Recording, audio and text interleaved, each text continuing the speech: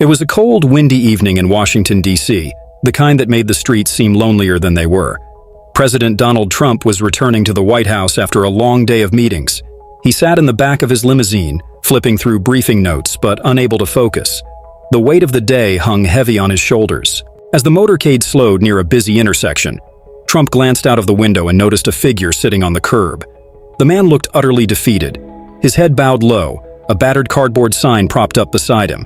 Veteran, homeless, hungry, please help. Trump tapped the window, narrowing his eyes. The man's thin jacket and threadbare gloves offered little protection from the cold. Beside him lay a pair of crutches, their rubber tips worn down, and a prosthetic leg awkwardly tucked beneath his tattered jeans. "Stop the car," Trump said suddenly, his voice firm. "Sir, that's not advisable," began one of the Secret Service agents.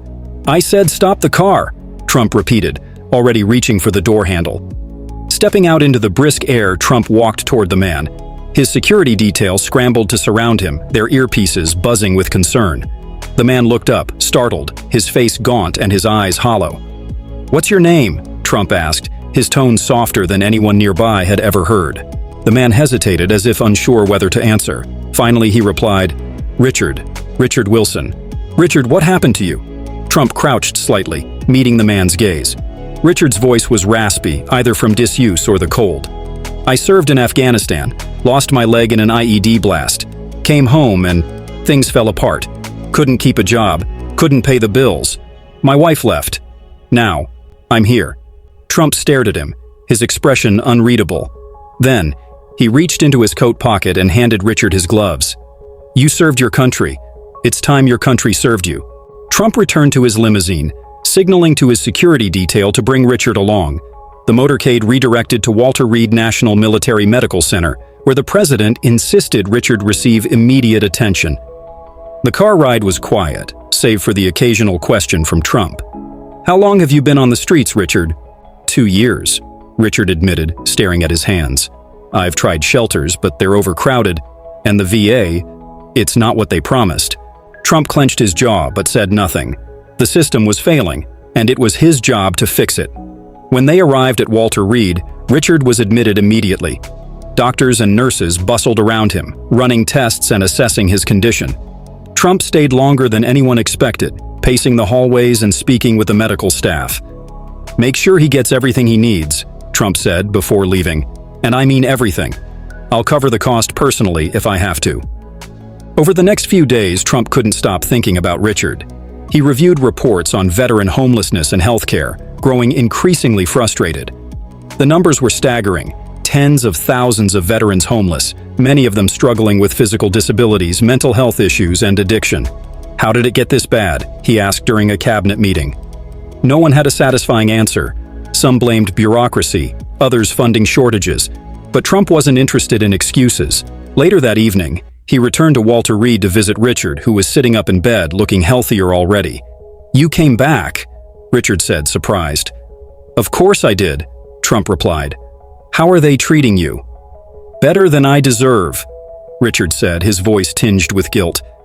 "There are so many others out there like me." Trump sat down beside him. "Then we'll help them too." As Richard recovered, he began to open up about his life before the streets. He spoke of his time in the Army, how he'd enlisted right out of high school to escape a rough neighborhood. "The military gave me purpose," he said. "It taught me discipline, loyalty, courage. But when I lost my leg, I lost all of that too." He described the day of the explosion with haunting clarity. "We were on patrol. I was driving. I didn't even see it until it was too late. A flash, then pain, then nothing." Trump listened intently, his respect for the man growing with every word. Inspired by Richard's resilience, Trump made it his mission to overhaul the nation's approach to veteran care. He convened an emergency task force, bringing together experts in healthcare, housing, and job training. "We owe these men and women everything," he told them. "No more excuses, no more delays. I want solutions, and I want them yesterday." At the same time, he worked quietly to ensure Richard's personal needs were met. He arranged for Richard to stay at the Trump International Hotel until a more permanent solution could be found. With Trump's help, Richard was fitted with a state-of-the-art prosthetic leg, giving him the mobility he hadn't had in years. The first time he walked without crutches, he grinned like a kid on Christmas morning. This changes everything," he said, his voice trembling with emotion. "It's just the beginning," Trump replied. Trump connected Richard with a nonprofit that specialized in job training for veterans. Within weeks, Richard had a steady job and was beginning to rebuild his life. When he moved into his new apartment, Trump visited to see how he was settling in. "Do you ever stop?" Richard asked, half joking. "Not until the job's done," Trump replied. Word of Richard's transformation spread quickly, sparking a wave of support for veterans across the country. Trump launched the Veterans First initiative, providing funding for shelters, counseling, and job placement programs. "This is about dignity," Trump said at the initiative's launch. "It's about giving back to those who gave everything for us." A year after that fateful encounter, Richard Wilson stood on the stage of a Veterans Benefit Gala, looking out at a packed room of supporters. Dressed in a sharp suit, with his prosthetic leg barely visible beneath his trousers, he hardly resembled the broken man sitting on a curb a year ago. His voice trembled with emotion as he spoke. "I was lost," Richard began, his eyes scanning the room. "I thought my life was over. But then, someone stopped. Someone who didn't have to. Someone who had every reason to keep driving past me. That moment changed everything." The crowd erupted into applause, and Richard smiled, his gaze settling on the man sitting in the front row, Donald Trump. Trump had made it a point to attend the event, despite his busy schedule. As Richard continued to speak, Trump reflected on the journey they had shared. It wasn't just about helping one man.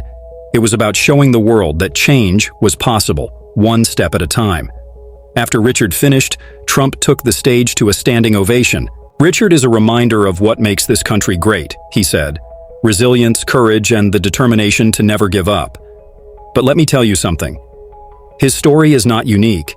There are thousands of Richards out there, men and women who've given everything for us, and it's our responsibility to give back to them."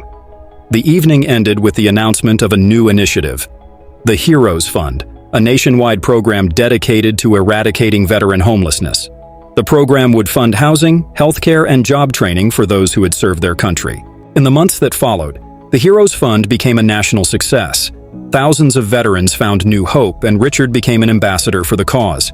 He traveled the country, sharing his story and advocating for those still struggling. For Trump, the experience marked a turning point in his presidency. It reminded him of the power of leadership, not just in policies, but in actions that touched lives directly. Years later, Richard stood outside a newly opened veteran housing center in Chicago, named Wilson's Way in his honor. He placed a hand on the plaque, tears streaming down his face. Behind him, a group of veterans gathered, each one a testament to the program's success. "I never thought my name would mean anything," he said softly to a reporter standing nearby. "But now, it stands for hope." As for Trump, he continued his mission to serve those who served. Whether in office or out, he remained committed to ensuring that no veteran was left behind. And so, the story of a chance encounter on a cold street in Washington, D.C., became a legacy of compassion, resilience, and hope, a reminder that even the smallest acts of kindness can create ripples that change the world.